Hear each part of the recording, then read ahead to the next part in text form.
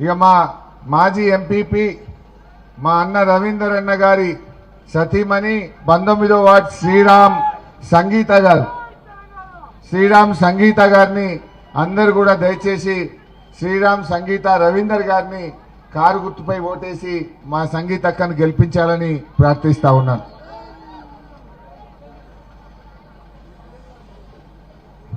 పద్దెనిమిదో వార్డు సోదరిమణి అంకం హేమలత మధు 18 అంకం హేమలత మధు గారిని కారుపై ఓటేసి దీవించాలని కోరుతా ఉన్నాం. 20వ వార్డు లొంక రాజవ్వ లచ్చయ్య గారు రాజక్క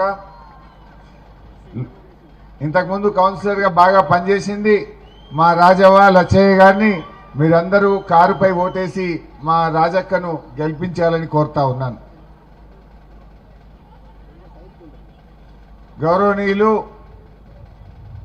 మన దుబ్బాక శాసనసభ్యులు మిత్రులు నాకు అత్యంత ఆత్మీయులు కొత్త ప్రభాకర్ రెడ్డి గారు,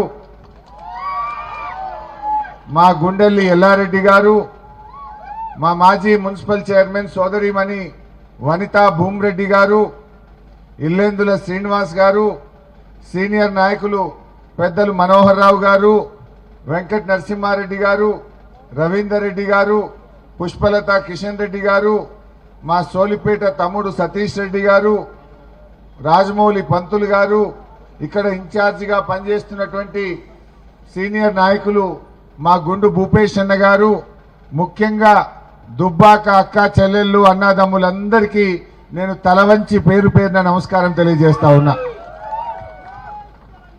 ఈ ఎన్నికలు చాలా ముఖ్యమైన ఎన్నికలు.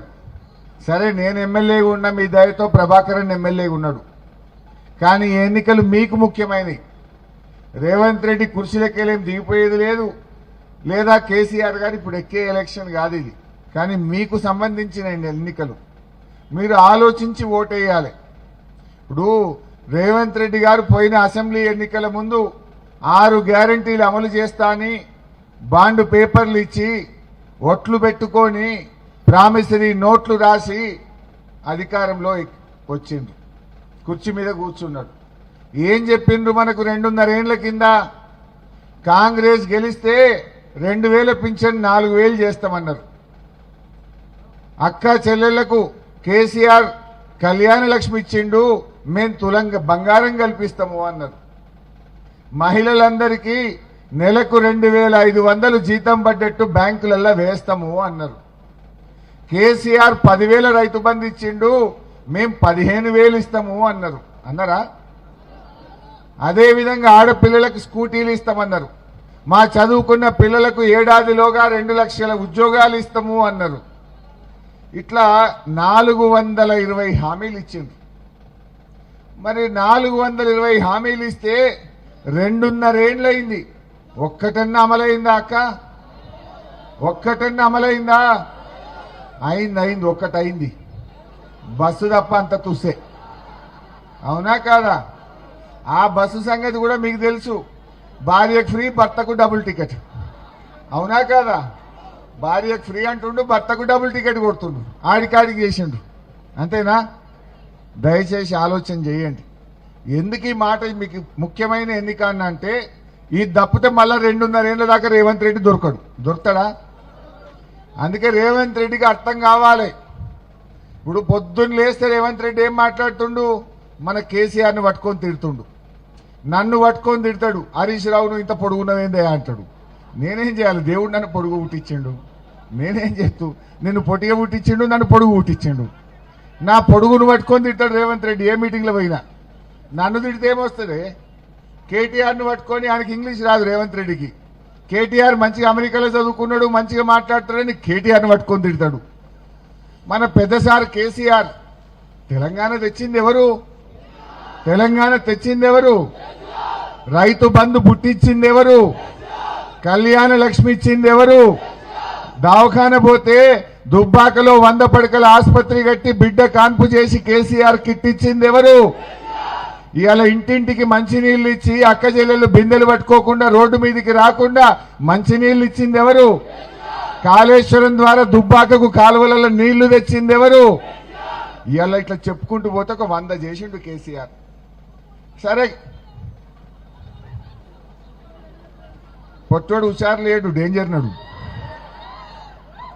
అయితే ఈరోజు నేనేమంటున్నా అంటే, దేవుని దయ నీ అదృష్టం, లాటరీ తగిలింది, ముఖ్యమంత్రి అయినావు. ఓకే, అయినా ఉన్నప్పుడు నువ్వు కేసీఆర్ కంటే మంచిగా పని చేయి. కేసీఆర్ 2000 ఇచ్చిండు, నువ్వు 4000. కేసీఆర్ కళ్యాణ లక్ష్మి ఇచ్చిండు, నువ్వు తులం బంగారమి. అరే కేసీఆర్ 10,000 రైతు బంధు ఇచ్చిండు, నువ్వు 15,000. కేసీఆర్ 24 గంటల కరెంట్ ఇచ్చిండు బాయి కాడ, నీకెందుకు ఇయ్యే శాతం అయితే లేదు? మున్పటి లెక్క కరెంట్ వస్తుందా బాయి కాడ? సాయంత్రం 5 గంటలకు పోతే పొద్దుగాల 5 గంటలకు వస్తున్నది, 12 గంటలకు వచ్చింది కరెంట్. ఎరువులు బస్తాలు మున్పటి లెక్క దొరుకుతున్నాయా? కేసీఆర్ ఉన్నప్పుడు ఆటో డ్రైవర్కి చెప్తే ఇంటికాడ బాయి కాడ 4 సంచులు వేసిపోయిండు. ఇదేంది పొద్దుగాల లేచి లైన్ కడితే ఒక సంచి దొరకలేదు. ఎరువు బస్తాలకు తిప్పలు. రైతు బంధు పడ్డదా? ఇప్పుడు పడ్డదా? యాసంగి పంట ఇగో ఫిబ్రవరి నెల వచ్చినా రైతు బంధు వల్లే. ఇప్పటికీ 5 రైతు బంధులు 2 ఇచ్చిండు, 2 ఎగబెట్టిండు. మరి యాసంగి ఏం చేస్తాడో తెలియదు. ఇంకా వచ్చిందా రైతు బంధు? రైతు బంధు రాదు, ఎరువు బస్తాలు దొరకాయి, కరెంటు చక్కగా రాదు. ఇంతకు మించి రేవంత్ రెడ్డి చేసిందేమని ఉన్నదా చెల్లె? అంటే కొత్త ఏమి ఇయ్యలే, ఉన్నవి బంద్ పెట్టిండు. బతుకమ్మ చీరలు బంద్ అయినాయా లేవా? రంజాన్ తోఫా బంద్ అయిందా లేదా? దవాఖాన పోతే కేసీఆర్ కిట్ బంద్ అయిందా లేదా? మా బెస్తోళ్లకు ముదిరాజులకు శాప పిల్లల పథకం బంద్ అయిందా లేదా? మా గొల్ల కురుమోళ్లకు గొర్రె పిల్లలు ఇచ్చే పథకం బంద్ అయిందా లేదా? దళితులకు దళిత బంధు బంద్ అయిందా లేదా?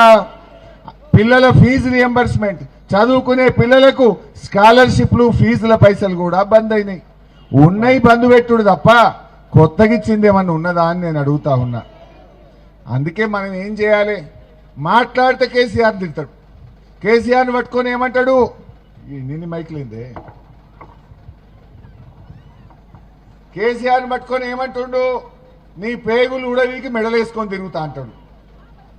ఏం తప్పు చేసిండు కేసీఆర్? తెలంగాణ తెచ్చుడు తప్ప, రైతు బంధు ఇచ్చుడు తప్ప, కళ్యాణ లక్ష్మి ఇచ్చుడు తప్ప, 2000 పింఛన్ ఇచ్చుడు తప్ప ఏం తప్పు చేసిండు?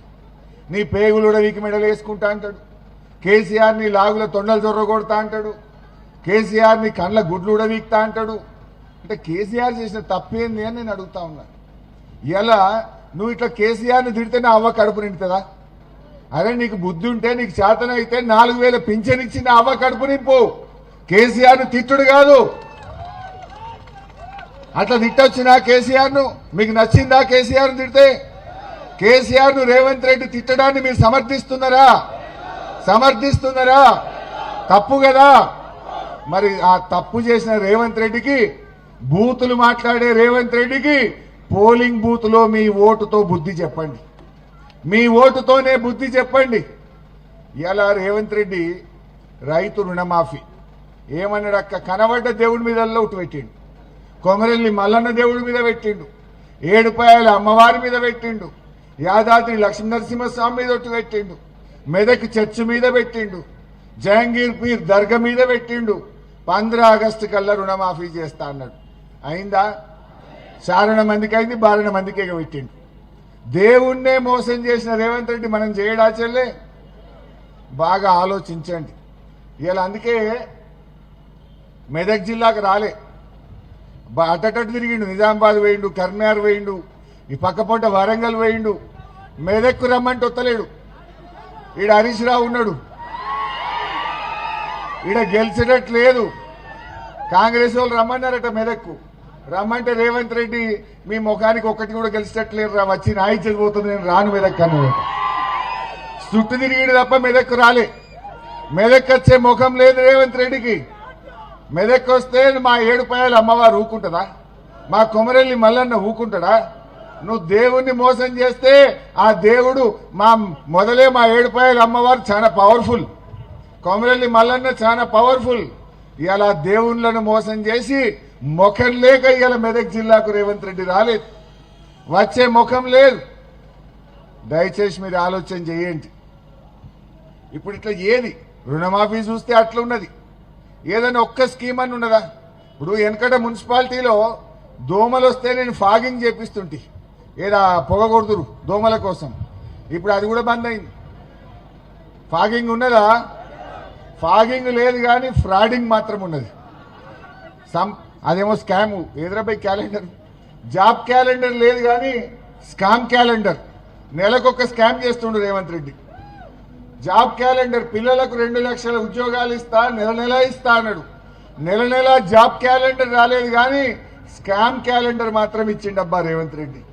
జనవరి నెలలో సివిల్ సప్లైస్ కుంభకోణం, ఫిబ్రవరి నెలలో ఫ్లై యాష్ కుంభకోణం, మార్చిలో ఇసుక కుంభకోణం, ఏప్రిల్లో ఆర్టీసీ కుంభకోణం, మేలో అమృత్ టెండర్ల కుంభకోణం, జూన్లో 4th సిటీ కుంభకోణం, జూలైలో లగచర్ల కుంభకోణం, ఆగస్టులో పీజీ మెడికల్ కుంభకోణం, సెప్టెంబర్లో పారిశ్రామిక భూములు హిల్ టీపీ కుంభకోణం, అక్టోబర్లో విద్యుత్ కుంభకోణం, నవంబర్లో సింగరేణి కుంభకోణం, డిసెంబర్లో సీఎం కేఎల్ఎస్ఆర్ అంటే 6 గ్యారెంటీలు ఇస్తారు మనకు చెప్పింది కదా.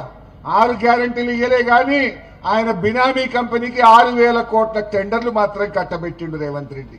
ఇగో గిదాను చేసేది. దీనికోసమా నువ్వు ముఖ్యమంత్రి అయింది? ఏవి 6 గ్యారెంటీలు? దాని గురించి మాట్లాడే ముఖం లేదు. అందుకే నేను ఎందుకు నేను మీకు గుర్తు చేస్తున్నా అంటే ఈ ఎన్నిక మీకు ముఖ్యమైంది అన్న. నేనేం కొత్తగా ఎమ్మెల్యే అయ్యేది లేదు, ప్రభాకరన్ అయ్యేది లేదు, కేసీఆర్ ఏమి ఎక్కేది లేదు, రేవంత్ రెడ్డి దిగిపోయేది లేదు. కానీ రేవంత్ రెడ్డికి సురుకు పెట్టాలి. రేవంత్ రెడ్డి బిడ్డ, నువ్వు అవ్వ తాతలకు 4,000 ఇస్తా అని మోసం చేసినావు, అక్క చెల్లెళ్లకు 2,500 ఇస్తా అని మోసం చేసినావు. అందుకే దుబ్బాకలో నిన్ను గుద్దుతే నీకు దిమ్మ తిరగాలి. నేను రేపు పొద్దున అసెంబ్లీలో అడగద్దా రేవంత్ రెడ్డిని?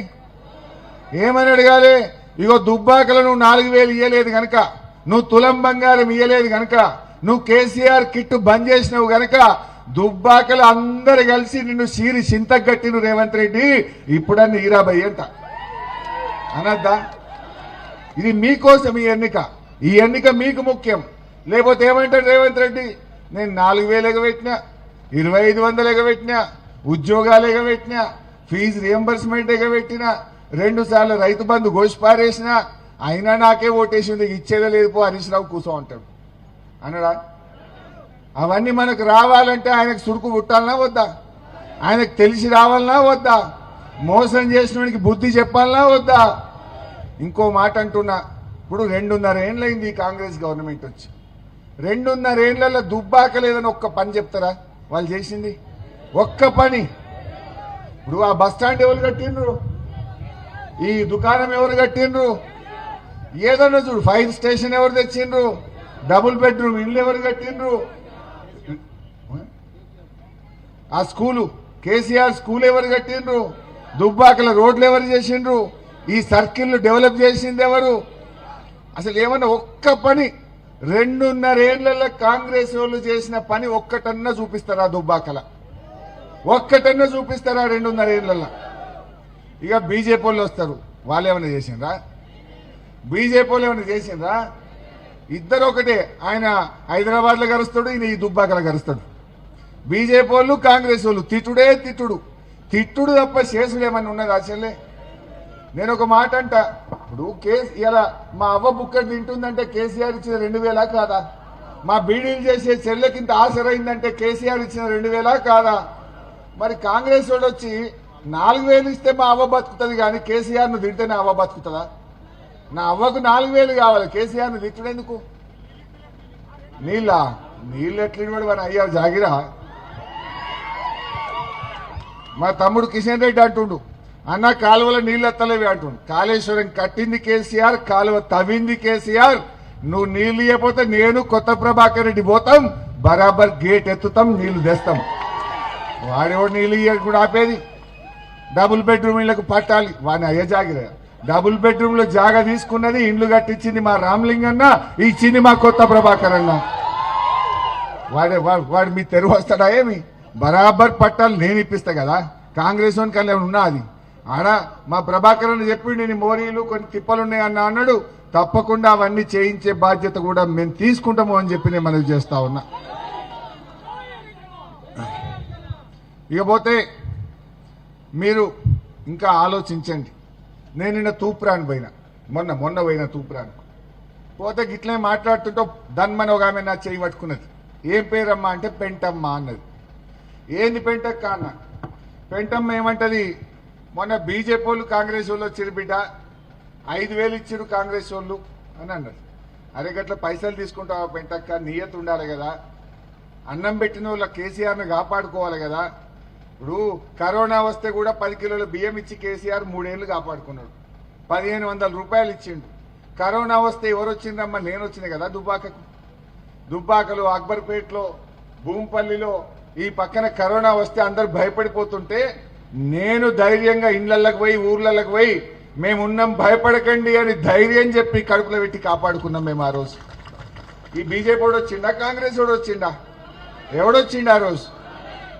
అయితే ఆ పెంటమ్మ అంటది, నువ్వు ఎట్లా మర్చిపోతావు పెంటక్క, కేసీఆర్కి ఇంత మంచిగా నీకు అన్నం పెట్టిండు అని నేనను. అట్లా కాదు బిడ్డ, నాకు మాత్రం గంత తెలియదా? నా బిడ్డ పెళ్లికి కళ్యాణ లక్ష్మి కేసీఆర్ ఇచ్చిండు, కాన్పైతే దవాఖాన పోతే కేసీఆర్ కిట్ ఇచ్చిండు, ఇవాళ నేను బీడీలు చేస్తే నాకు 2,000 పింఛన్ వస్తుంది, ఈ 3 కేసీఆర్ చేసిండు, నేను ఎట్లా నీయద్దు తప్పుతా అన్నది. మరి 5,000 ఎట్లా తీసుకున్నావు అని నేనన్నా. లేదు ముందే మనసులా ఒట్టు అనుకున్న దేవునికి, దేవుడా దేవుడా ఇది ఉత్తుత్త ఒట్టు, నేను నా ముందే అనుకున్నా ఉత్తుత్త ఒట్టు పెట్టుకుంటున్నా, ఇవి మా పైసలే అని చెప్పి ముందే దేవునికి చెప్పుకొని తీసుకున్నా సార్, నేను అట్లేం విమానం తప్ప సారు అన్నది. నేను అన్న పెంటక్క అయినా గవ అవసరమా నీకు అన్నా. అట్లా కాదు బిడ్డ, ఎలక్షన్ అప్పుడు బాండ్ పేపర్ ఇచ్చిపోయింది కాంగ్రెస్ వాళ్ళు, నెలకు 2,500 బ్యాంకులో ఇస్తామన్నారు. నెలకు 2,500 అంటే ఇప్పుడు కాంగ్రెస్ వాళ్ళు వచ్చి 26 నెలలు అయింది. 26 నెలలు నెలకు 2,500 అంటే నాకు 65,000 నా బ్యాంకులో పడాలి. 65,000కి ఇప్పుడు ఎంత వచ్చినాయి బిడ్డ? 5,000 కదా వచ్చినాయి. 5 తీసుకున్నా ఆ కాంగ్రెస్ వాళ్ళకి ఇంకా 60,000 అడకరా పో అని చెప్పిందట. రేవంత్ రెడ్డికి చెప్పి ఇంకా 60,000 అడకరా, గప్పుడు ఓటేస్తా అప్పటిదాకా ఓటేయ పోనరభై అన్నదట. 5 తీసుకున్నది 65 అయిపో అన్నదట. మరి మా దుబ్బాక అక్క చెల్లెలు ఏమంటారు మరి? ఇప్పుడు రావాలనా వద్దా? పెంటక్క చెప్పింది మనసున పట్టిందా లేదా? ఏమంటావు చెల్లె? ఇప్పుడు బీడీలు చేసే చెల్లెలు దుబ్బాకలు ఉన్నారు. 2,000 ఎవరిచ్చింది చెల్లె? నీ గుండె మీద చేసుకో. నిజంగా మళ్ళా కేసీఆర్ గెలిస్తే నీకు 4,000 రాకపోనా? ఈ కాంగ్రెస్ వాడు వచ్చి నిన్ను మోసం చేయలేదా? సరిగా బీజేపీ వాడు ఏది ఇయ్యడు, అడుగుతుంది అన్ని మాటలు తప్పవాడు. రూపాయికి రెత్తి మీద రూపాయి పెట్టే శారణ రాదు. పనికాహారం దేశంలోనే పనికాహారం తీసేస్తుంటే ఈడేమిస్తాడు? ఇంకా మొత్తం భారతదేశంలో దానికి తూట్లు పెట్టిండ్రు. ఇప్పుడు పనికాహార పథకానికే తూట్లు పెట్టిండ్రు, మొత్తం దేశమే బంద్ పెడుతున్నారు. మొన్నటిదాకా నువ్వు ఎమ్మెల్యే ఉన్నప్పుడు నువ్వే కదా తీసేసింది, ఇవాళ కొత్తగా చెప్పేది ఏమున్నది? సరే ఏది ఏమైనా మా బీడీలు చేసే అక్క చెల్లెలు అందరూ కూడా ఆలోచన చేయండి. ఇప్పుడు రేపు మళ్ళా 2 ఏళ్ల తర్వాత ఎవరి గవర్నమెంట్ వస్తుందమ్మా? ఎవరు గెలుస్తారు మళ్ళా 2 ఏళ్లకు? వస్తాడు కదా కేసీఆర్. ఇప్పుడు మీ దయ ఉంటే ఇప్పుడు నేను పరిచయం చేసిన 20 మంది బీఆర్ఎస్ వాళ్ళు గెలుస్తారు. ఎన్నేళ్ల కోసం గెలుస్తారు వీళ్ళు? 5 ఏళ్ళు. 2 ఏళ్ల తర్వాత గవర్నమెంట్ ఎవరిది? మరి నేను ఉంటా కదా మంత్రిగా. మళ్ళీ ఏదైనా దుబ్బాక కమ్మి పట్టే దగ్గరుండి నేను చేయించనా? ఊకుంటానా నేను?